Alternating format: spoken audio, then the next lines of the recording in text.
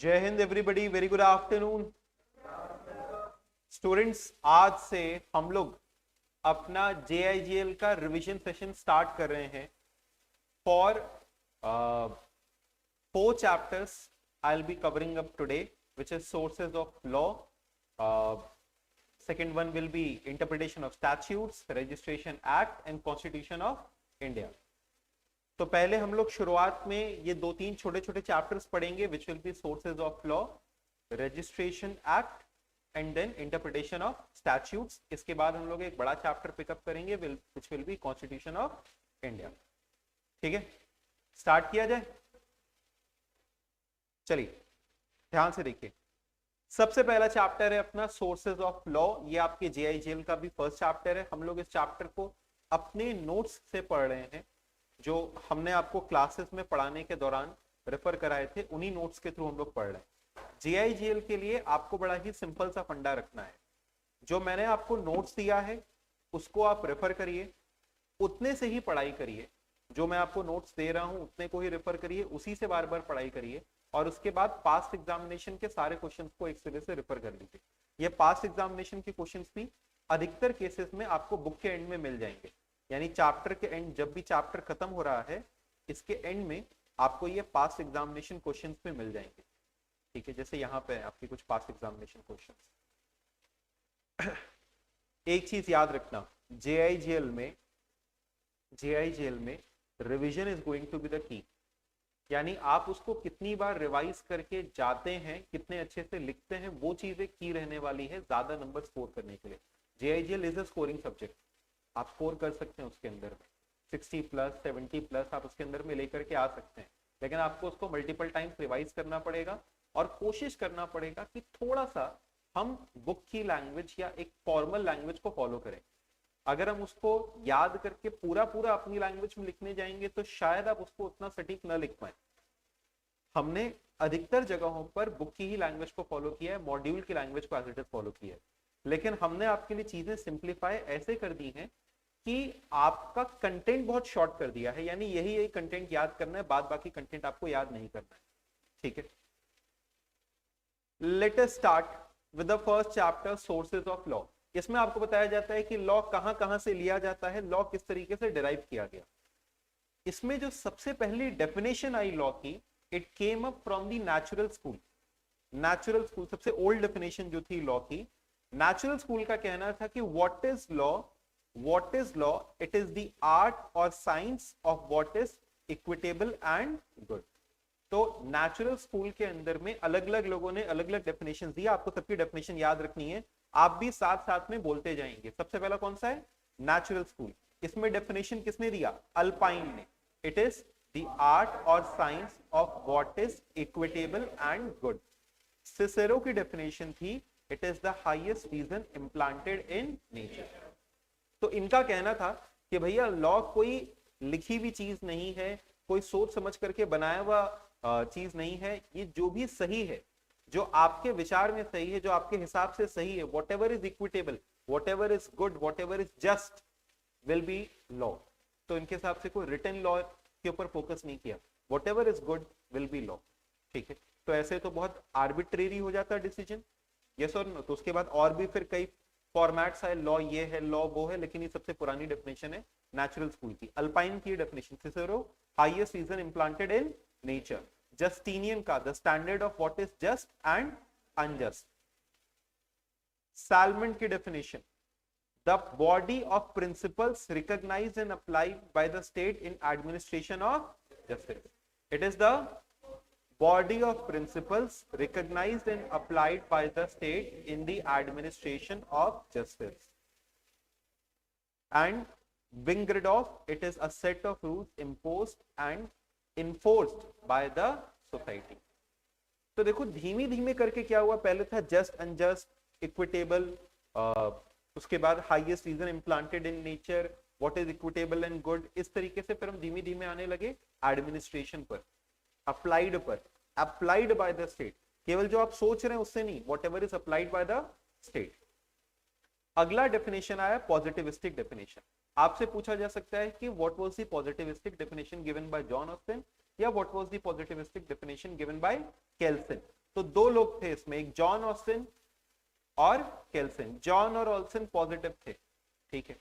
John Austin and Kelsen. John Austin ने कहा it is the aggregate of rules set by a man politically superior या sovereign to men as political subject. जो भी politically superior है, हमारी सरकार में बैठे लोग हमसे पॉलिटिकली सुपीरियर हैं, राजा महाराजा उस समय पॉलिटिकली सुपीरियर थे, वो जो भी बनाते हैं, जो भी रूल्स बनाते हैं, उसके अग्रीगेट को, it is the aggregate of rules set by a man who is politically superior, it is the aggregate of rules set by a man who is politically superior to men as political subject, उनके लिए जिनको वो govern कर रहा है, to men as political subject. Kelsen, according to him या his pure theory of law is a normative science। normative science और positive science दो चीजें होती है। एक होता है पॉजिटिव जो कि बताता है what is the situation, और एक हमको बताता है normative what should be the situation। तो इनके according law is a normative science, यानी ये हमको ये नहीं बताता है कि करंट सिचुएशन क्या है या फिर क्या इस समय चल रहा है, ये हमको बताता है कि क्या होना चाहिए। दहेज प्रथा है बट ये नहीं होनी चाहिए, तो it is not the is norms, it is what ought to be the norms. तो law is a normative science, the legal norms are ought norms as distinct from is norms of physical and natural sciences. ठीक है, next अगला कौन सा है? Historical definition.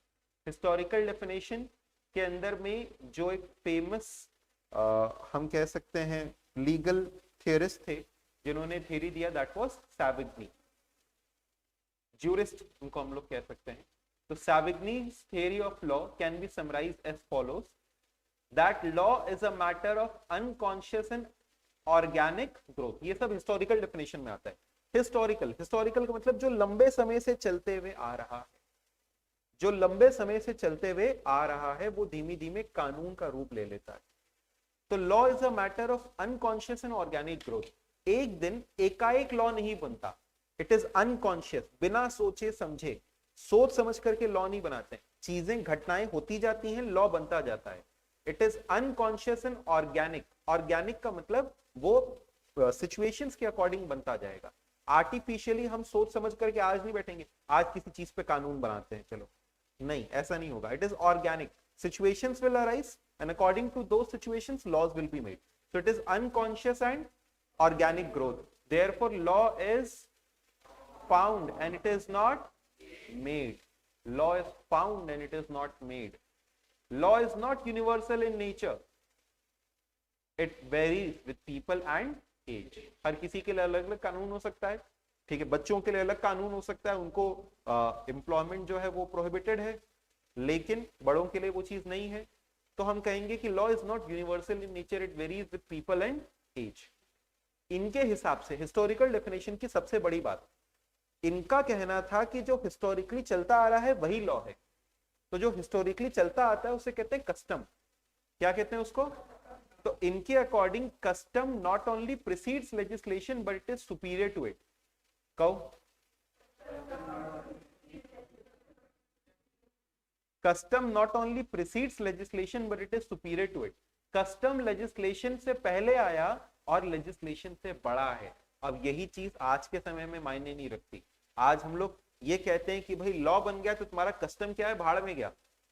लेकिन historical definition क्या कहती थी कि custom precedes legislation and it is superior to it. ठीक है, लेजिस्लेशन कस्टम के खिलाफ नहीं हो सकता। आज के समय में लेजिस्लेशन के खिलाफ कुछ नहीं हो सकता। ठीक है, law should always conform to the popular consciousness. Law has its source in common consciousness of the people and legislation is the last stage of law making। चलिए everybody, historical definition given by Savigny। इसके main key matters क्या हैं? Law is a matter of unconscious and organic growth, law is found and not made, law is universal या not universal, not universal in nature, it varies with people and age, language, people, age। custom not only precedes legislation but it is superior to it। कौन किसको confirm करना चाहिए? the legislation must be in conformity with the customs. Law should always conform to the popular consciousness. वही custom के according होना चाहिए. Law has its source in common conscience. Legislation last stage है, पहले custom आता है और उस custom के हिसाब से क्या आता है? Law. Therefore, the lawyer or the jurist is more important than the legislator. ठीक है, तो इनके हिसाब से लेजिस्लेटर क्या है? वो तो जो चल रहा है उसी को उसका लिए लिख देता है. तो इनका हिसाब से लेजिस्लेटर का रोल सबसे कम है. आपको क्वेश्चंस के अंदर में देखो, इन रिवीजन सेशंस के दौरान कोई भी समझना है क्वेश्चन कैसे पूछेगा. क्वेश्चंस के अंदर में कोई एक लाइन भी दे देता है, law is a matter of unconscious and organic growth. Explain the historical definition of law. इस तरीके से करके आपके सवाल आता है. Are you getting my point? Explain the positivistic definition of law, 4 marks 5 marks, इस तरीके से करके आ सकता है. नेक्स्ट है आपका sociological definition of law. Sociological definition of law क्या कहता है कि it is essentially a social fact, यानी जैसा सोसाइटी में चल रहा है, जैसा सोसाइटी में चल रहा है उसके हिसाब से लॉ बनता है. Duguid defines law as essentially and exclusively a social fact. तो whatever has been agreed by the society, जो सोसाइटी आपस में अग्री करती है कि हाँ भाई ये हम लोग मानेंगे, उनके हिसाब से अगर से for example eating non vegetarian is a crime, तो it is a crime. That is sociological definition कि भाई सोसाइटी जो मानती है वो चीज लॉ है. ठीक है. E-hearing defines law as the form of guarantee of the conditions of life of society assured by the state power of constraint. यानी इनका कहना था कि वो जो कि लाइफ ऑफ सोसाइटी है, जो सोसाइटी मानती है, लेकिन उसके पीछे गारंटी किसकी है? स्टेट की. तो डुगुइट ने कहा कि भाई जो सोसाइटी मानती है वो it is exclusively, essentially and exclusively a social fact. बोलो क्या? E-hearing ने कहा कि it is the form of the guarantee of the conditions of life of society assured by state's power of constraint. यानी ये वो condition of life of society है, ये वो लाइफ है या फिर ये वो कंडीशंस है जो कि सोसाइटी इंपोज करती है. These are conditions imposed by conditions of life of society. ये सोसाइटी के लगाई गई शर्तें हैं, लेकिन सिर्फ सोसाइटी के लगाई गई शर्तें नहीं. It is guaranteed, it is assured by state's power of constraint. कौन सी डेफिनेशन है ये? Sociological. Roscoe Pound thinks of law as a social institution to satisfy social wants. यानी law is just a social institution, यानी law society के अंदर में अपनी सोशल वांट्स को पूरा करने का एक जरिया है. लॉ एक जरिया है जिसके थ्रू आप अपनी सोशल नीड्स को पूरा कर सकते हैं. जैसे आज के समय में हम लोग को राइट्स मिलते हैं, फंडामेंटल राइट्स मिलते हैं, right to freedom, right to speech and expression, उसी में आगे right to equality, right to life, liberty, ये सब हमारे फंडामेंटल राइट्स हैं. ये हमको सोसाइटी में एक पर्टिकुलर लाइफ गारंटी करते हैं. तो Roscoe Pound's thinks of law as a social institution to satisfy social wants. The claim and demands and expectations, the claim and demands and expectations involved in existence of civilized society by giving effect to as much as they may be satisfied. Just a minute. Okay, so I was on the Roscoe Pound's definition. The claims and demands and expectations involved in existence of a civilized society by giving effect to as much as may be satisfied, or such claims giving effect by ordering of human conduct through politically and organized society. अब sir ये सब पूरा याद करें क्या? नहीं, skip कर दो. मतलब आप देखो, एक रीजनेबल लिमिट तक चीजों को याद करो, और जहां पे आपको दिखाई दे कि it is very difficult to learn, you can skip it.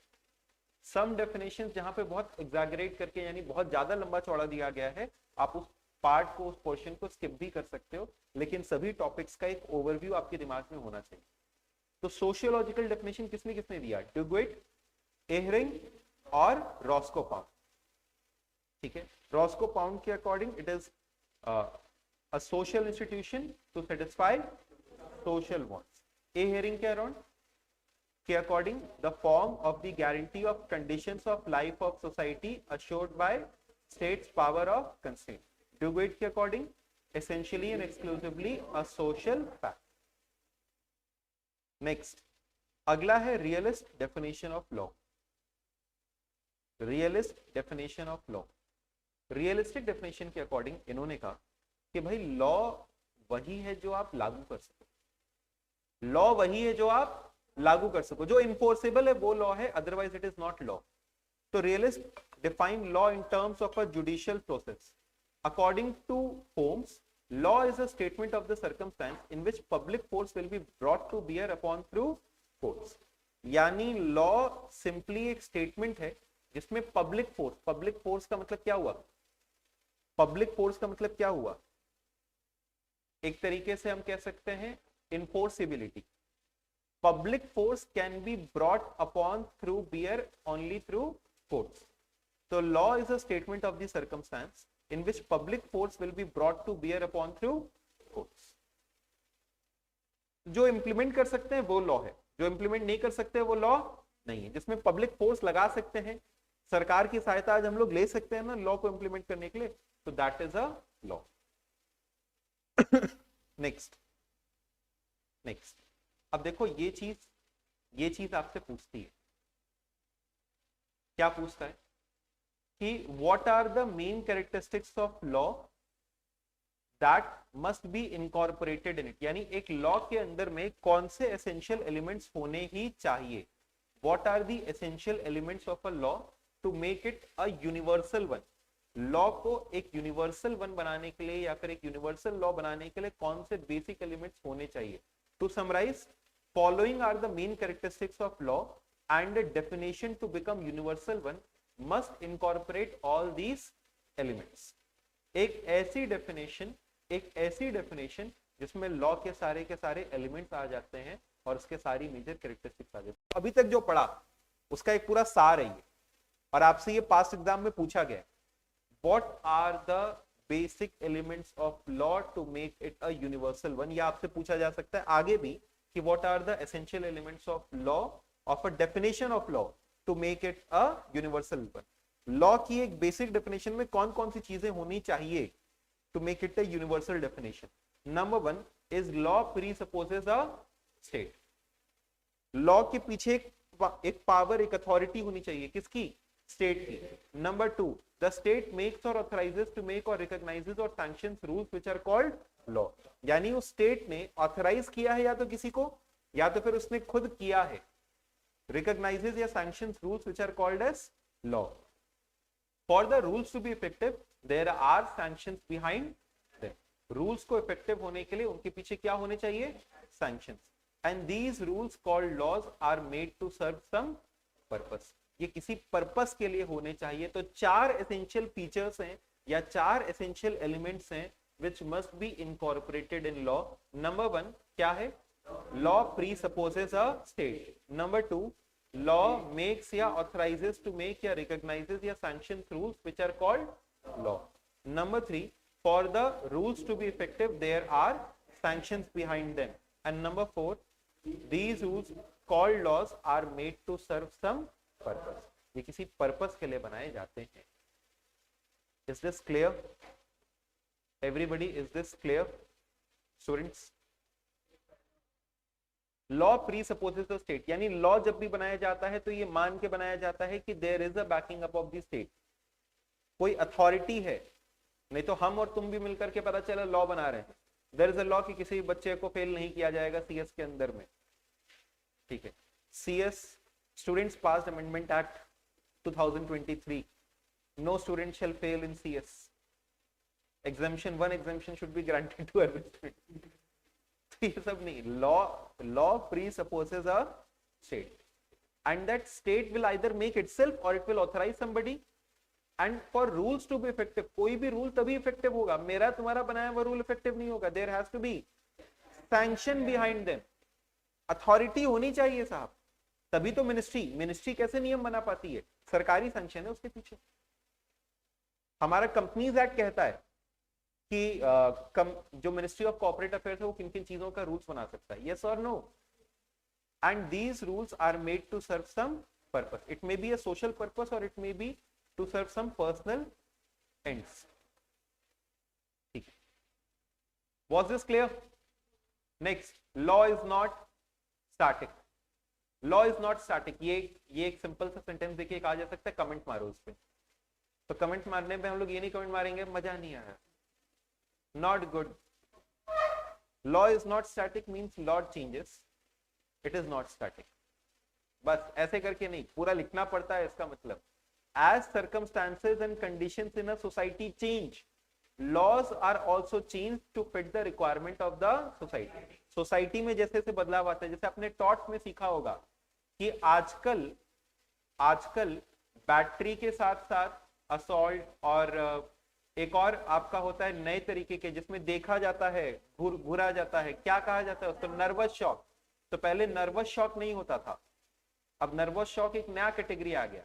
कोई 100 साल पहले बोलता है घुर रहा है तो घुरने दो, तो कौन सी बड़ा अपराध हो गया, लेकिन अब घुरना भी अपराध हो गया. समझ रहे हो तुम बात को? So at any given point of time, the prevailing law of a society must be in conformity with the general statement, customs and aspirations of its people. The object of law is to form an order which in turn provides hope of security for the future. बस next, इसके बाद है what are the sources of law. अब देखिए sources of law के अंदर में दो तरह से सोर्सेज हैं, एक है प्रिंसिपल सोर्स और बाद बाकी है सेकेंडरी सोर्सेज.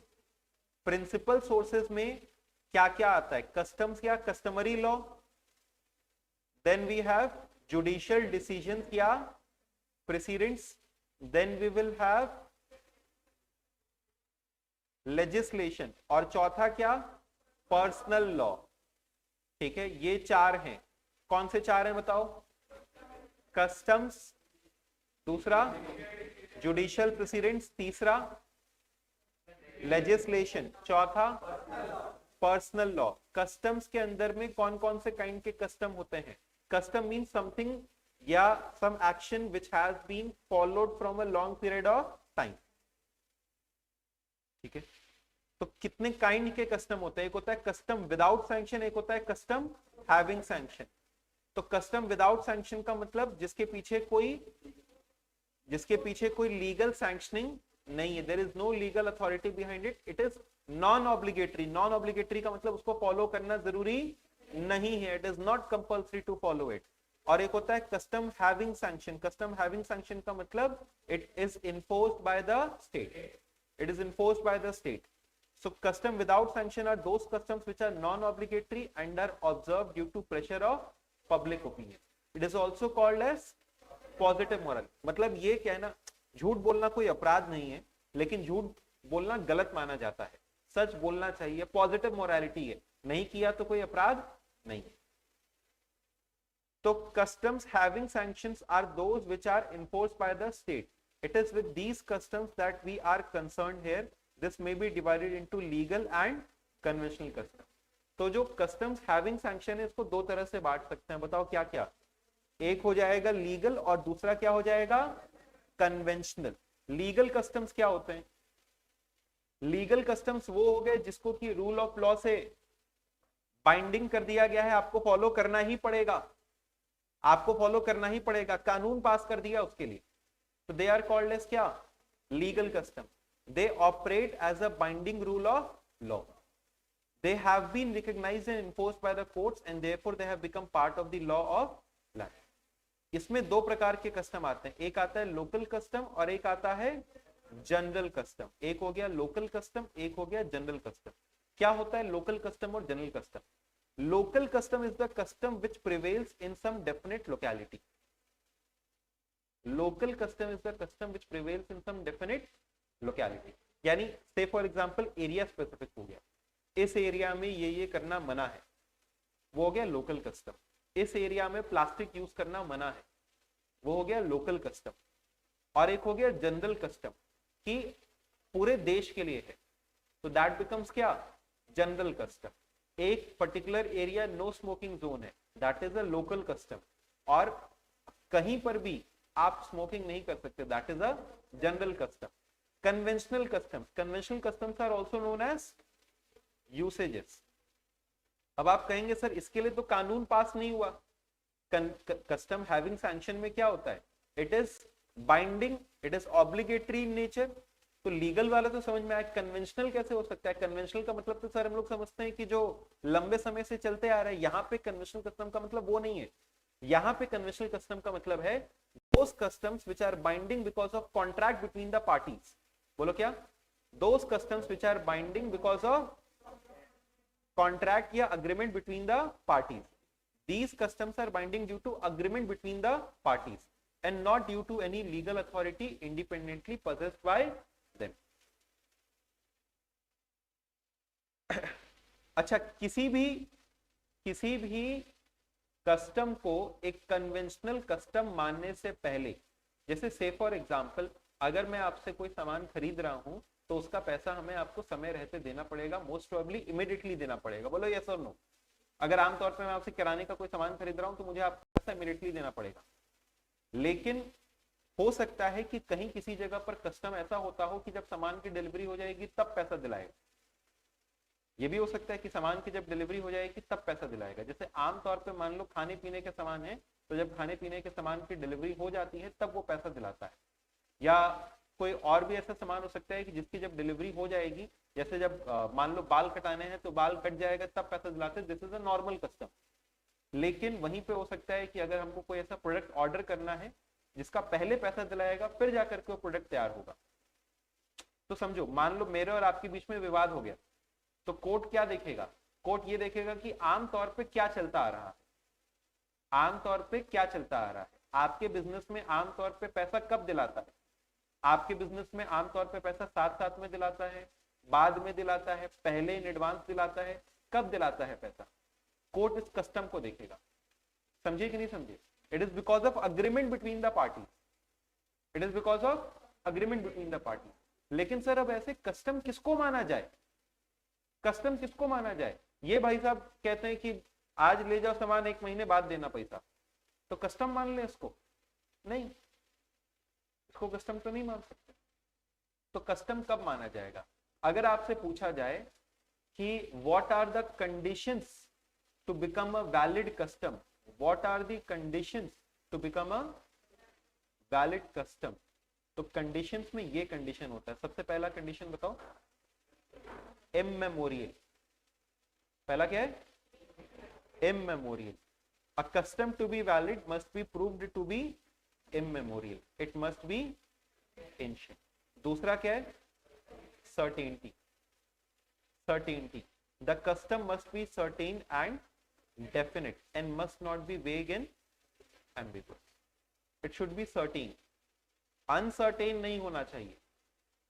Uncertain नहीं होना चाहिए कि भाई क्या है, कस्टम नहीं है, अभी देंगे पैसा, बाद में देंगे पैसा, प्रोडक्ट कैसा डिलीवर किया जाएगा, नहीं किया जाएगा. या आमतौर पे हम किसी भी चीज को, जैसे से फॉर एग्जांपल अगर हमने कहा कि मान लो there is a custom relating to spreading या लिटरिंग, ठीक है, कूड़ा फैलाना, उससे जुड़ा हुआ कुछ है, गंदगी फैलाने से जुड़ा हुआ कुछ है. तो in that case, in public places हमको एकदम क्लियर कट उसके लिए चाहिए कि क्या क्लियर कट कस्टम है कि हाँ आमतौर पे किसी के घर के सामने कूड़ा फेंकना गलत है या चल भी सकता है. ठीक है, so we have to look at custom. ठीक, इसको थोड़ा सीधा करिएगा कैमरा. ऐसे नहीं, उधर और इधर करिए. ठीक, okay. Custom must be certain and definite and must not be vague and ambiguous. It should be क्या? Reasonable. It should be reasonable. ठीक है, unreasonable नहीं होना चाहिए. 10% करना पड़ेगा, 20% दान में देना है. ऐसा हो सकता है कि कोई एक कस्टम आपके यहाँ का हो कि नहीं, आपको 20% जो आप कमा रहे हो आपको दान में देना है. ठीक, जो आप से फॉर एग्जांपल आपकी वेल्थ है या आपकी वेल्थ में से गवर्नमेंट कुछ हिस्सा ले ही लेगी, 20% का टैक्स ले लेगी, तो it is an unreasonable thing. तो अनरीजनेबल कस्टम्स नहीं हो सकते। कंपल्सरी ऑब्जर्वेंस यानी everybody must be following it, everybody must be following it, and it must be in conformity with law and public morality। law and public morality के साथ conformity में होना चाहिए। it must be in conformity with law and public morality। law and public morality के साथ conformity में होना चाहिए। इसका मतलब क्या? law के अगेंस्ट नहीं हो सकता है कोई कस्टम, और पब्लिक मोरालिटी के अगेंस्ट नहीं। जो पब्लिक को सही लगता है वही कस्टम हो सकता है। And number 6, unanimity of opinion, everybody should agree. अच्छा, इससे सिमिलर पॉइंट कौन सा था? कंपल्सरी ऑब्जर्वेंस, और यहाँ पे क्या है? यूनानिमिटी ऑफ ओपिनियन, सबके हिसाब से वो सही होना चाहिए, ये नहीं कि कुछ सही मानते हैं और कुछ गलत। पीसेबल इंजॉयमेंट, पीसेबल इंजॉयमेंट का मतलब उसके लिए हमको कोर्ट कचहरी जाने की जरूरत नहीं पड़ेगी, हम उसको आसानी से एक्सेस कर सकते हैं। And consistency, it must be, there must be consistency among the customs, एक कस्टम दूसरे कस्टम के खिलाफ नहीं हो सकता। ठीक है, तो क्या क्या रिक्विजिट्स बन गए बताओ?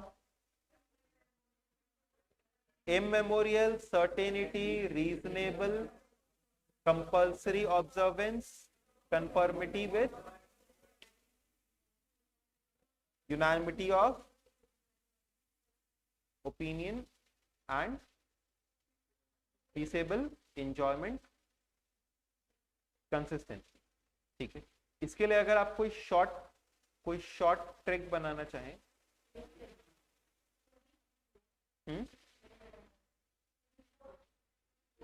पूरी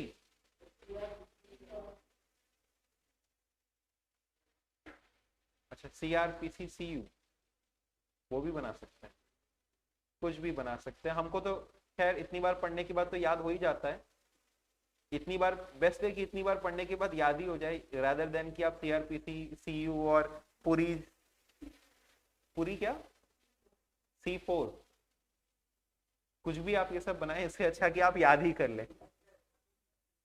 CRPC CU, अच्छा, तो C is certainty, reasonableness, peaceable enjoyment, compulsory observance, conformity and unanimity of opinion।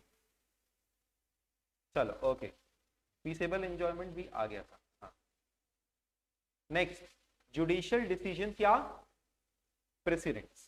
अब ये जुडिशियल डिसीजन या प्रेसिडेंट्स क्या होते हैं? जो भी, ये सेकंड प्राइमरी सोर्स है। जुडिशियल डिसीजन है, प्रेसिडेंट्स का मतलब हुआ जो भी डिसीजन लिए जाते हैं in the court of law, they are called as precedents. They are called as क्या? और ये फ्यूचर कंडक्ट को गाइड करने में मदद करते हैं। किस चीज को? फ्यूचर कंडक्ट को गाइड करने में मदद करते हैं। तो precedent means some set pattern guiding the future conduct. It is some set pattern which is guiding the future conduct. Future conduct को गाइड करने के लिए एक सेट पैटर्न, पीछे से ऐसा चलता आ रहा है तो आगे भी ऐसा चलना चाहिए। Only such decisions which lay down some new rules or principles are called as क्या? Judicial precedents। तो एक होता है कि आपने जो चलता आ रहा था उसको फॉलो कर लिया, और अगर आपने कोई नया ऐसा रूल ले डाउन किया तो उसको हम लोग क्या कहेंगे? Judicial president. तो जब आपके डिसीजन के कारण कोई नया रूल या प्रिंसिपल ले डाउन होता है, it becomes a judicial precedent. अच्छा, what is the law basically, या लॉ ऑफ जुडिशियल प्रेसिडेंट को हम लोग क्या कहते हैं? इसका नाम क्या है? Doctrine of stare diseases.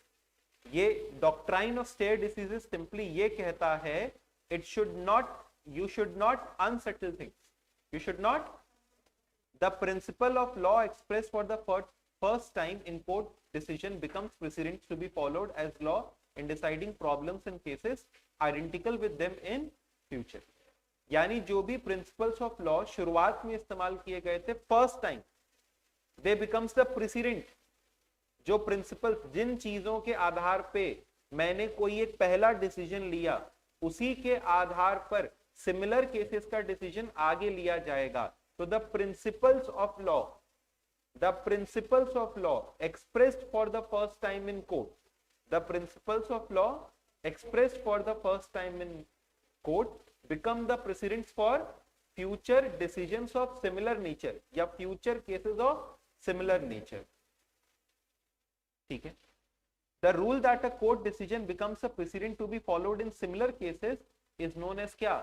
Doctrine of stare decisis. तो वो जो प्रिंसिपल्स ऑफ लॉ मैंने पहली बार इस्तेमाल किए होंगे उन्हीं को आगे भी इस्तेमाल करेंगे. Next what are the different kinds of precedents? पूछा ही जाता है, बहुत बार पूछा गया है. सबसे पहला क्या है? Declaratory and original president. जब आप एक एग्जिस्टिंग रूल ऑफ लॉ को अप्लाई करते हैं, it becomes a declaratory precedent. It is merely the application of an existing rule of law. An original precedent is one which creates and applies the new rule of law. So declaratory क्या है? Application of an existing rule of law. Original precedent क्या है? Creates and applies a new rule of law. Next क्या है? Persuasive precedent. A persuasive precedent is one which the judges are not obliged to follow, but they will take into consideration and to which they will attach great weight as it seems to differ. अच्छा एक second, declaratory तो मैंने आपको बताया, original बताया कि नहीं बताया? ओरिजिनल था कि जो एक रूल ऑफ लॉ सेट करे, it becomes a law for the future. In case of original precedent, it is a law for the future. यानी अगर हम एक ऐसा डिसीजन लें जो कि फ्यूचर के लिए लॉ बन जाए, then it becomes a original precedent. And merely an application of the existing rule of law will be called as क्या? Declaratory precedent. Come on, speak out. Declaratory क्या है? Merely an application of existing rule of law. Original क्या है? It is a law for the future. Persuasive. A persuasive precedent is one in which the judges are not obliged to follow. Persuasive का मतलब आप इसको follow कर सकते हो, ये करना चाहिए, लेकिन ये करना मैंडेटरी नहीं है. Persuasive precedents are those which judges are not obliged to follow, but they will attach great weight to it as it seems to deserve. जैसे say for example, हमारे देश में सुप्रीम कोर्ट के डिसीजंस को follow करना mandatory है सभी high courts के लिए, लेकिन एक हाई कोर्ट का डिसीजन दूसरे हाई कोर्ट के लिए क्या बन जाता है? Persuasive. Decision taken by one high court is persuasive in nature for another high court. एक हाई कोर्ट का डिसीजन दूसरे हाई कोर्ट के लिए केवल परसुएसिव होता है. सिमिलरली जो ऑबिटर डिक्टा होता है, सर ऑबिटर डिक्टा क्या होता है? जब भी एक जजमेंट आती है तो उसके दो हिस्से होते हैं. एक होता है रेशियो डिसिडेंडी और एक होता है ऑबिटर डिक्टम. एक होता है रेशियो डिसिडेंडी और एक होता है obiter dictum. Ratio decidendi is the reasoning, it is the reasoning behind taking the decision. Ratio decidendi is the reasoning behind taking the decision. Obiter dictum is basically the remaining part of the judgment. It is just, इसको हम लोग कहते हैं, it is just said by the way. It is just said by the way. कह दिया गया साथ में, लेकिन इसको कहना कोई मैंडेटरी नहीं था. अब जैसे क्या होता है कि जज साहब जब कोई डिसीजन लेते हैं तो उसके साथ साथ में बहुत से सजेशंस देते हैं, सुझाव देते हैं, अलग अलग बातें बताते हैं, तो उन सबको हम लोग क्या कहते हैं? ऑबिटर डिक्टा. ऑबिटर डिक्टा. तो ऑबिटर डिक्टा क्या हुआ कि हमने अपना मेन डिसीजन दिया, मेन डिसीजन के साथ साथ दो चार बातें और कह दी, तो वो जो एडिशनल बातें कह दी गई उनको हम लोग कहते हैं ऑबिटर डिक्टा. ठीक है, तो obiter डिक्टा have only persuasive value. इसकी केवल परसुएसिव वैल्यू होती है, मैंडेटरी नहीं. तो persuasive president means which the judges are not obliged to follow but they will take into consideration, he attach great weightage. Next क्या है बताओ? Absolutely authoritative. Absolutely authoritative का मतलब which the judges must follow whether they approve of it or उनको follow करना ही पड़ेगा। इसका opposite क्या था? अपोजिट क्या था? परसुएसिव। और ये क्या है? Absolutely authoritative. It is followed, it is binding, its binding force is absolute and the judge's discretion is altogether excluded as he must follow it. India के अंदर में एब्सोल्युटली अथॉरिटेटिव कौन सा होता है? सुप्रीम कोर्ट का डिसीजन हाई कोर्ट के ऊपर, एक हायर बेंच का डिसीजन लोअर बेंच के लिए। नेक्स्ट क्या है? Conditionally authoritative. कंडीशनली अथॉरिटेटिव का मतलब it may or may not be authoritative in nature, यानी binding in nature depending upon the circumstance. बोलो, a conditionally authoritative is one which though ordinarily binding on the court before which it is cited, it is liable to be disregarded in certain circumstances. यानी ordinarily क्या होता है? Binding, लेकिन कुछ circumstances में उसको disregard भी किया जा सकता है। जैसे एक हायर कोर्ट का डिसीजन लोअर कोर्ट के ऊपर में बाइंडिंग होता है, यानी with in the same court अगर कोई डिसीजन है तो उसके फ्यूचर के लिए बाइंडिंग है, लेकिन अगर वो हायर कोर्ट है तब, अगर वो लोअर कोर्ट है तो फिर वो बाइंडिंग नहीं। नेक्स्ट, एक हायर कोर्ट का डिसीजन लोअर कोर्ट के ऊपर बाइंडिंग तो होता है, लेकिन अगर हमको लग रहा है कि हायर कोर्ट ने डिसीजन सही, सॉरी, एक हायर बेंच का डिसीजन लोअर बेंच के ऊपर, इसके पहले भी हमने हायर कोर्ट लोअर कोर्ट कह दिया था क्या? नहीं नहीं, वो गलत मैंने कह दिया था। आई मीन टू से हायर बेंच, हायर एक बेंच का डिसीजन दूसरे के ऊपर अगर सेम कोर्ट है तो बाइंडिंग होगा, लेकिन मेनली हायर बेंच का डिसीजन लोअर बेंच के ऊपर बाइंडिंग होता है, लोअर का डिसीजन हायर बेंच के ऊपर बाइंडिंग नहीं होता है। कभी कभी हायर बेंच के डिसीजन को भी पलटा जा सकता है बाय अ स्मॉलर बेंच, लेकिन ये तभी जब आपको लगता है कि पिछला जो हायर बेंच ने डिसीजन लिया था वो पूरी तरीके से गलत था या अनरीजनेबल था। तो the court is entitled to disregard a decision if it is a wrong one that is contrary to law and reason. ठीक है,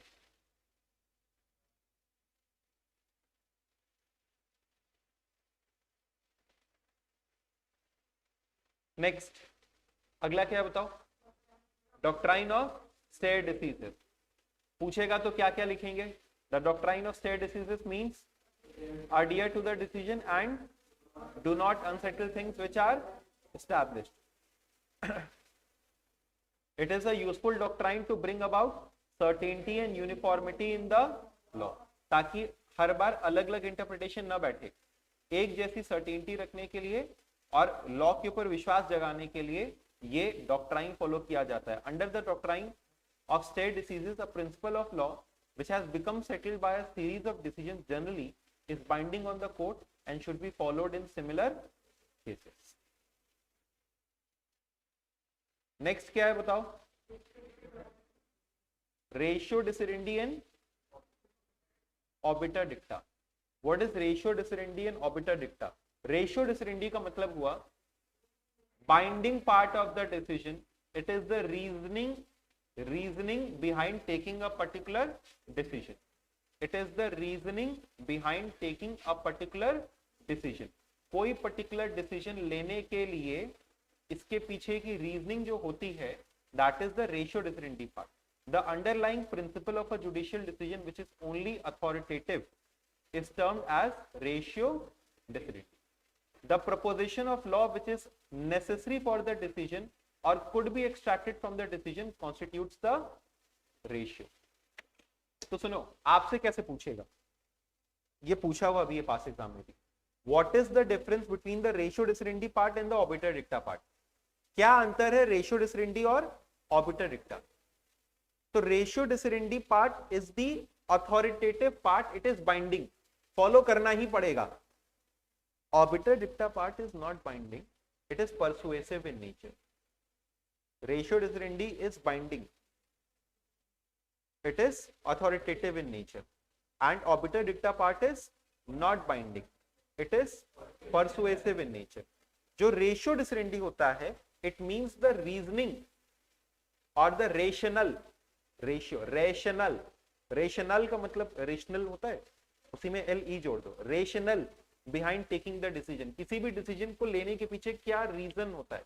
ratio decidendi means the reasoning और the rational behind taking a decision. Obiter dicta means just said by the way, ठीक है, said by the way.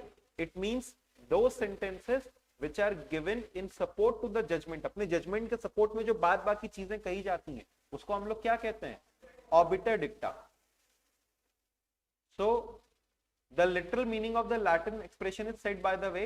The expression is used to denote those judicial utterances which in the course of delivering a judgment is taken by themselves but not strictly necessary for the decision of the particular issue. यानी in the those sentences, judicial utterances in the course of delivering the judgment which were not necessary for the decision of the particular issue. ठीक है, is this clear? आपसे difference पूछेगा तो लिख लोगे, ratio डिसरेंडी भी लिख लोगे और ऑबिटर डिक्टा भी लिख लोगे, लिख लोगे ना पक्का? दो दो लाइनें दोनों की क्लियर हो गई ना? नेक्स्ट क्या है बताओ?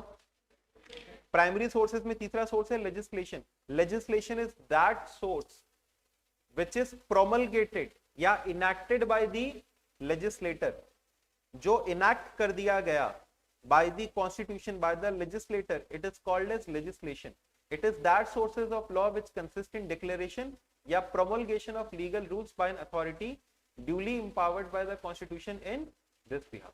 So it is the promulgation of legal rules, bolo, by an authority empowered by constitution. It is also called as jus scriptum. ठीक है, बस। नेक्स्ट अगला क्या है? Personal law. अगेन सवाल है आपका एग्जामिनेशन का, what are the sources of personal law, what are the various sources from which personal law is derived. तो पर्सनल लॉ देखो इन सब जगहों से लिया गया है। श्रुति विच इंक्लूड्स 4 वेदास, चारों वेद। Smritis which are recollections handed down by rishis और ancient teachings and precepts of God, जो ऋषि मुनि लिख करके गए ना, आगे generation to generation pass on करते गए। The personal law of Mohammedans is to be found in Bolo, Holy Quran, action, percepts and sayings of Prophet Muhammad. फिर ijmas, a concurrence of opinion of the companions of Prophet and his disciples. Qiyas, या digest and commentaries on Mohammedan law. तो आपसे पूछा जाएगा कि कहां कहां से पर्सनल लॉ लिया गया। श्रुति स्मृति का नाम याद रहेगा, Holi Quran, percepts, action, sayings of Prophet Muhammad, ijma, किया and digest and commentaries on Mohammedan law. Clear है? ये सब क्या थे? Personal sources. नेक्स्ट क्या है? सेकेंडरी सोर्सेस में क्या क्या आ गया? And what are the sources of English law? Common law, law merchant, principle of equity, statute law. Justice, equity and good conscience. Justice, equity and good conscience. Justice, equity and good conscience के according whatever is just, वही जो हम लोगों ने पढ़ा तो शुरुआत में नेचुरल स्कूल वाली डेफिनेशन में, whatever is just and equitable. तो इन पर्सनल लॉ डिस्प्यूट्स, अब देखो होता क्या है, होता क्या है, ये सेकेंडरी सोर्सेस हैं, जहां पे कुछ काम नहीं करता वहां पे ये justice, equity and good conscience आता है। तो इसका फंडा तुम लोग समझाओगे कैसे, ये समझो, नहीं तो पैरा पढ़ लेते समझ में नहीं आता है। होता क्या है कि सबसे पहले कोर्ट लगाता है आपका स्टैट्यूटरी लॉ। स्टैट्यूटरी लॉ नहीं काम करता है या उस पर्टिकुलर एस्पेक्ट के लिए नहीं है, then it will apply personal law. और पर्सनल लॉ भी नहीं है, then the decision will be taken as per the principles of justice, equity and good conscience. फंडा सीख गए? अब इसको देखो, in personal law disputes the courts are required to apply the personal law of defendant. Personal law dispute है तो personal law apply करेगा। If the point in issue is not covered by any statute या custom, in the absence of any statutory law और custom या personal law, the Indian courts apply to the decision what is known as justice, equity and good conscience. अब I hope आप समझ गए, इसको लिख लोगे. इस पैरा के पीछे का फंडा समझे कि नहीं समझे? पहले क्या अप्लाई करेगा? Statutory law, customs. In the absence of statute or custom, personal law will be applied in matters leading to personal law. But in the absence, in those cases when a personal law is also not applicable, then the courts will take the decision according to justice, equity and good conscience. Next, what are the sources of English law? English law के कौन कौन से sources हैं? 4 sources हैं. 4 sources हैं. हमारा question कितने number का आता है? सोर्सेस कितने हैं समझ रहे हो? The chief sources of English law are common law, law merchant, principle of equity and statute. आपको भला ये कितना भी मजाक वाली बात लगे, सर ये क्या आप भी मजाक कर रहे हो? अरे भाई साहब, अपने बहुत से एग्जामिनेशन के क्वेश्चन ऐसे ही डिकोड कर करके जाते थे, क्योंकि समझना है हमको कि पूछेगा क्या एग्जाम में. ये सब चीजें बहुत प्रोबेबल है पूछने की. तो 4 सोर्सेस हैं. कॉमन लॉ, अब भाई साहब आपको याद है तो याद है, उसका लिए heading common law, law merchant, principle of equity and statute law. Common law का मतलब क्या हुआ? कॉमन लॉ का मतलब क्या हुआ? Those law which are applicable to everyone in a particular area. Those law which are applicable to everybody in a particular area and which are made use while taking the decision by judges. Judges उसको decision लेते वक्त use करते हैं. It is the name given to those principles which are evolved by the judges in making decision on cases that are brought before them. These principles have been built over many years to form a complete statement of law in a particular area. अच्छा, ये समझना, ये basically इसके अंदर में एक और चीज लिखा गया है कि दिस इज जस्ट नॉन स्क्रिप्टम, यानी ये स्पेसिफिकली समझो लॉ नहीं बनाया गया. जैसे तुम समझो ना, हमने आज तक कंपनीज एक्ट में ये पढ़ा हुआ नहीं देखा कि सेपरेट लीगल एंटिटी होगी कंपनी. कंपनीज एक्ट में कहाँ लिखा हुआ हमने तो नहीं देखा, लेकिन केस है सोलोमन वर्सेस सोलोमन, इसके लिए हम लोग पढ़ते हैं ना. तो वो एक तरीके से लॉ बन गया. लॉ कैसे बन गया? जज के या कोर्ट के डिसीजन के according. So it is the name given to those principles of law which have involved by the judges in making decisions that are brought before them. जो decisions लिए उसके through जो principles evolve हुए, that is called as common law. अगला क्या है बताओ? Law merchant. It is an important source for mercantile law. It means the customs and usages which are binding on traders in dealing with each other. जो customs and usages traders के ऊपर binding है. जैसे मान लो हम तुमको एक product deliver कर रहे हैं, तो हम तुमको प्रोडक्ट यूजेबल फॉर्म में डिलीवर करेंगे. बोलो है कि नहीं? अगर हम तुमको एक प्रोडक्ट दे रहे हैं तो उसके अंदर में कोई अगर खतरा है तो हम तुमको डिस्क्लोज करेंगे. तो ये सब हालांकि सेल ऑफ गुड्स एक्ट में भी लिखा हुआ है, लेकिन this is also a law merchant. आमतौर पे फॉलोड ये यूसेजेस हैं कि हम अगर तुमको सामान दे रहे हैं तो समय में तुम हमको उसका पैसा दोगे. ठीक है, मैंने तुमको गुड सेल कर दिया और स्पेसिफिकली पैसे के लिए कुछ बात नहीं हुई, लेकिन कॉमन तो यही है ना कि तुम मेरे को समय से पैसा दे दोगे. बोलो है कि नहीं? तो दिस इज क्या? Law merchant. It is the most important source of mercantile law.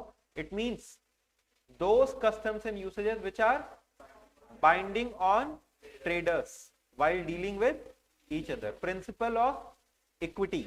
Equity is a body of rules, the primary source of which was neither custom nor written law but the imperative and dictates of conscience. It is not written law, it is not custom, but सही क्या है? जो सही है according to good conscience. conscience की spelling याद रख लेना, conscience. इसके अकॉर्डिंग क्या बनाते हैं? Principal of equity, and which has been then set forth and developed in the courts of chancery. ये होना चाहिए. जैसे भी हम लोग लॉ ऑफ टॉर्ट में कह रहे थे कि हम वही घूरने वाला केस, ठीक है, नर्वस शॉक. तो नर्वस शॉक के लिए स्पेसिफिकली कोई नियम नहीं है कि giving nervous shock to somebody, घूरिंग somebody is a crime. But courts ने उसको डेवलप किया ना over a period of time as per the principles of good conscience. अरे बोलो समझे कि नहीं समझे? तो the primary source of which is neither custom nor written law but the imperative dictates of conscience, ठीक है, which has been set forth and developed in the courts of chancery. courts of chancery विदेश की court हो गई, विदेशी court हो गई, तो वहां पे वो जो डेवलप करते थे, क्योंकि इंग्लिश लॉ की बात कर रहे हैं ना, तो it is principle of equity. And next क्या है बताओ, which is derived from legislation, that will be called as क्या, स्टैट्यूट लॉ.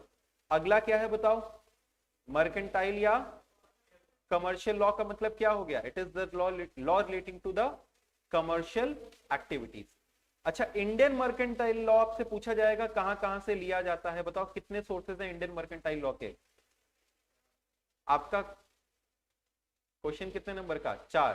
देखो 4 सोर्सेज कौन कौन से हैं. पहला इंग्लिश मर्केंटाइल लॉ, दूसरा acts enacted by Indian legislature या statute law. It includes the acts which are enacted by the Indian legislature. सिर्फ इतना सा.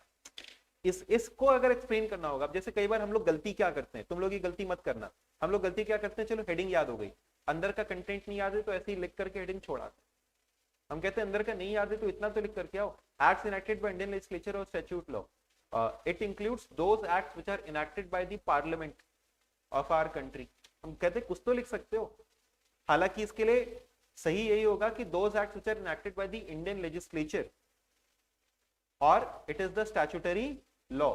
इट इंक्लूड्स, फिर उसके बाद एग्जांपल्स लिखने, जैसे sale of goods act, partnership act, negotiable instrument act, ये सब क्या हो गया, स्टैट्यूटरी लॉ. फिर क्या है बताओ, it interprets and explains the statutes. और नेक्स्ट क्या है बताओ, कस्टम्स एंड ट्रेड यूसेजेस, मतलब जो लंबे समय से फॉलो किया वो जा रहा है. जैसे आपको पता है नेगोशिएबल इंस्ट्रूमेंट एक्ट है, उसमें कहा गया है कि कस्टम्स एंड ट्रेड यूसेजेस का बहुत बड़ा हाथ है. आपके यहाँ पे नेगोशिएबल इंस्ट्रूमेंट्स कैसे बनेंगे, नेगोशिएबल इंस्ट्रूमेंट का ऐसा कोई फिक्स फॉर्मेट नहीं, ऐसे ही बनाओगे नेगोशिएबल इंस्ट्रूमेंट तो बनेगा भैया. आपके इलाके में, आपके धंधे में जैसा नेगोशिएबल इंस्ट्रूमेंट बनता है वैसा बनाओ, हमको कोई ऐतराज नहीं है. तो custom and trade usages are also a part of Indian mercantile law. Most of the Indian law has been codified, ज्यादातर तो हमने लॉ बना दिया है, but even then it has not altogether been done with customs and usages. Still there is place for क्या, customs and usages. बताओ यहां तक की बातें क्लियर. अगला हिस्सा किस चीज का है, jurisprudence. Jurisprudence is derived from the word juris, which means law, and prudence means knowledge. इसमें देखो पूछता क्या है ये समझो, क्योंकि दिया हुआ तो बहुत सारा है, पूछेगा क्या. हमने 2 बहुत प्रोबेबल टॉपिक्स को चुन लिया, बहुत लंबा चौड़ा सेक्शन था ये, हमने केवल इंपॉर्टेंट हिस्से को चुना है. एक है प्रोफेसर एचएलए हार्ट का और दूसरा है जॉन ऑस्टिन का. सबसे पहला एचएलए हार्ट ने क्या दिया था, पॉजिटिविस्टिक डेफिनेशन. कौन सा डेफिनेशन, तो he is a legal philosopher according to which इनके पॉजिटिविज्म डेफिनेशन के according law are commands. Command मतलब कौन, जो एक पॉलिटिकली सुपीरियर पर्सन देता है. Command is given by a, यानी इनका कहना था कि एक पॉलिटिकली सुपीरियर पर्सन द्वारा दिया गया कमांड है. The analysis of legal concept is worth pursuing and it is distinct from sociological and historical inquiries into law. यानी इसको आपको फॉलो करना पड़ेगा, worth pursuing and it is distinct from the sociological and historical inquiries. यानी क्या sociologically आप सोचते हैं, क्या पहले चलता था, भाड़ में गया, जो कहा जा रहा है, जो कहा गया है अभी आपको, जो कमांड है that is law, जो है वो लॉ है, जो होना चाहिए भाड़ में गया. पॉजिटिविस्टिक यही होता है, जो है उसको देखो, जो होना चाहिए भाड़ में गया. तो एचएलए हार्ट gave कौन सा definition, positivistic definition. According to him law are commands and इनके according law is the analysis of legal concept is worth pursuing, distinct from sociological and historical and it is distinct from. तुम क्या इसको critically evaluate करोगे, ये है तो है, distinct from critical evaluation. Decisions can be deduced logically from predetermined result without recourse to social aims, policy और morality. मैंने कहा ये कानून है तो है, ये कानून है, मतलब मस्त है, ये कानून है तो है। अब उसके बाद तुम उसमें देखो ये गलत है, भाड़ में गया, ये मॉरली सही नहीं है, भाड़ में गया, लीग ये पब्लिक पॉलिसी के खिलाफ है, पब्लिक भी भाड़ में गई। जो कहा जा रहा है कमांड वही देखना है। So it can be deduce logically without recourse to social aims. Social aims भाड़ में गए, पॉलिसी भाड़ में गई, मोरालिटी भाड़ में गई। It can be deduce logically from pre determined rules. तो डिसीजन आपको लेना है किसके बेसिस पे? रूल्स के बेसिस पे, मोरालिटी, सोशल एम्स, पॉलिसी के आधार पे नहीं। अब समझ में आया ये वाला सेंटेंस? डिसीजन किस बेसिस पे लेना है? Moral judgments can not be established और dependent by rational argument. The law as it is said should be kept separate from the law ought to be. The law as it is said वो मानेंगे, as differentiated from the law which ought to be। ought to be वाला भाड़ में गया, it is what is the law। this is the theory of positivism given by HLA Hart। अगला कौन है? Austin। Austin is known for command theory of law। Austin was a positivist, meaning that he concerned himself of what the law was insisted of going on to its instead of going into its justness and fairness। तो sir heart भी वही कर रहा था, Austin भी वही है, हाँ, लेकिन हार्ट वाले का क्या था? पॉजिटिविज्म, और इसका नाम क्या है? Command theory of law. हालांकि बातें ऊपर भी वही लिखी थी। Austin differentiated between laws properly so called and laws improperly so called and said that laws properly so called are general commands, but not all of it is given by men for men, especially law properly so called are given by politically superior to political inferiors। What does it mean? It simply says कि एक तो law होता है जो कि properly so called है, इसका मतलब ये लॉ एक पॉलिटिकली सुपीरियर पर्सन ने दिया है, एक पॉलिटिकली सुपीरियर पर्सन ने दिया है। They are general commands. Laws properly so called are general command, और जो लॉ इम्प्रॉपरली सो कॉल्ड होगा they are not given by politically superior person. इनके अकॉर्डिंग एक पॉलिटिकली सुपीरियर पर्सन ही लॉ दे सकता है। और इन्होंने इस बात पे, इसीलिए इन्होंने एक लॉ के अंदर में भी लिखा, it is command theory of law and it is given by politically superior person. तो इन्होंने दो चीजों में क्लासिफाई किया, law properly so called and law improperly so called. Law properly so called का मतलब हुआ कि वो वाला law which is given by politically superior people to politically inferior people। अच्छा, तो इनके हिसाब से तीन मेन फीचर्स है। It is a command, it is given by a sovereign authority and it has sanction behind it. इसका criticism क्या था ये सब आप पढ़ लीजिएगा, ठीक है। इसका क्रिटिसिज्म क्या था ये सब आप पढ़ लीजिएगा। और लास्ट क्या है बताओ? रॉस्को पाउंड के ये टॉपिक्स आपसे पूछे जाएंगे। क्या है रॉस्को पाउंड की थ्योरी? ये देखिएगा, इन्होंने जो दिया था वो था सोशियोलॉजिकल डेफिनेशन। क्या था बताओ? Sociological definition. रॉस्को पाउंड के अकॉर्डिंग जो लॉ का टास्क है वो एक लॉयर और एक इंजीनियर का लगभग सेम है। कैसे करके? कि लॉयर भी एक प्रकार से सोशल इंजीनियरिंग करता है। सर सोशल इंजीनियरिंग का मतलब वो लॉ को इस हिसाब से बनाएगा जिससे सोसाइटी के नीड्स एंड वांट्स पूरे हो सके, या सोसाइटी के अंदर में जस्टिस आ सके, सोसाइटी में फेयरनेस रहे। तो Roscoe pound drew a similarity between task of a lawyer and an engineer and gave his theory of social engineering. The goal of this theory was to build a structure of society where the satisfaction of wants of maximum was achieved with the minimum of friction and waste। यानी इनके हिसाब से law एक जरिया है किस चीज का? सोसाइटी को रेगुलेट करने का और अपनी नीड्स एंड वांट्स को पूरा करने का। सच एक ऐसी सोसाइटी जहां पे लॉज प्रॉपरली फ्रेम्ड है और वो अपनी नीड्स एंड वांट्स को फिर पूरा कर पाएंगे, उसको इन्होंने नाम दिया क्या? एक efficient society. Realization of such a social structure will require balancing of competing interest. और एक ऐसी सोसाइटी या एक ऐसा सोशल स्ट्रक्चर बनाना, एक एफिशिएंट सोसाइटी बनाना, इसमें तीन चीजों को आपको बैलेंस करना पड़ेगा। क्या? इंडिविजुअल इंटरेस्ट, पब्लिक इंटरेस्ट और सोशल इंटरेस्ट। जैसे मान लो अगर हम कहें कि हम तुमको मोनोपोली नहीं बनने देंगे, हो सकता है पब्लिक इंटरेस्ट के लिए, लेकिन इंडिविजुअल इंटरेस्ट के तो खिलाफ हो गया। ऐसा हो सकता है कि नहीं हो सकता है? हो सकता है।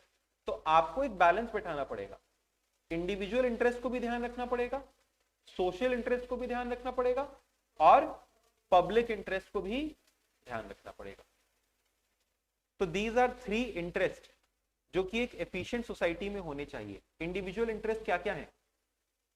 क्लेम्स और demands determined from stand point of view of individuals life. Public interest क्या है?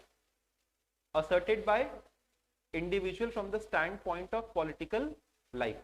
जैसे से फॉर एग्जांपल, हमको राइट टू वोट चाहिए, हमको राइट टू लिबर्टी चाहिए, हमको पॉलिटिकल राइट्स चाहिए अपने। दीज आर क्या? Public interest. इंडिविजुअल इंटरेस्ट क्या था? हमें right to life, right to liberty, right to move freely, right to education. These are क्या? Individual interest. सोशल इंटरेस्ट क्या है? हम ग्रुप्स फॉर्म कर सकते हैं, हम ग्रुप्स फॉर्म कर सकते हैं, ठीक है, एक सोशल ग्रुपिंग फॉर्म कर पाना। दीज आर क्लेम्स और demands thought of in terms of social life and generalize as claims of social groups. ये हमारा पहला चैप्टर का रिवीजन हुआ समाप्त। बताइए इसमें हम लोगों ने क्या क्या पढ़ा। सबसे पहले था नेचुरल स्कूल, अलग अलग डेफिनेशंस थी। फिर पॉजिटिविस्टिक में जॉन ऑस्टिन का और केल्सन का। अच्छा, नीचे किसका किसका पढ़े? किसने किसने किसने किसने पॉजिटिविस्टिक डेफिनेशन दिया था? एचएलए हार्ट और जॉन ऑस्टिन का कमांड थियरी ऑफ लॉ, है ना। हिस्टोरिकल डेफिनेशन किसका था? सैविग्नेस। इनके हिसाब से ये कुछ 3-4 पॉइंट्स है। Unconscious organic growth, law is not universal, law precedes legislation, law has its source in common consciousness and legislation is the last stage. Sociological Duguit का। अच्छा, नीचे हम लोगों ने किसका पढ़ा? Roscoe Pound. देखो रॉस्को पाउंड का यहाँ पे भी दिया हुआ था, ये हमने कट करा दिया क्योंकि ऑलरेडी नीचे हम लोग को पढ़ना था। अच्छा, नीचे वाले में उन्होंने कहा कि लॉयर और एक इंजीनियर के वर्क में ज्यादा डिफरेंस नहीं है, उसका काम भी सोशल इंजीनियरिंग का है। The work of a lawyer is more of social engineering. तो उन्होंने जो अपनी थ्योरी दिया, it was also the theory of social engineering. उसके अकॉर्डिंग अलग अलग इंटरेस्ट होते हैं which must be balance to create an efficient society. और वो कौन कौन से अलग अलग इंटरेस्ट थे? पब्लिक इंटरेस्ट था, सोशल इंटरेस्ट और इंडिविजुअल इंटरेस्ट। फिर उसके बाद रियलिस्टिक डेफिनेशन, ये कमांड ऑफ द सोवरेन है which can be brought into action through courts. फिर उसके बाद लॉ को एक यूनिवर्सल डेफिनेशन, लॉ की एक यूनिवर्सल डेफिनेशन में 4 पॉइंट्स होने चाहिए थे। It presupposes the state makes or authorizes rules or sanctions. For rules to be effective, there are sanctions behind them, and these rules are made to serve some purpose.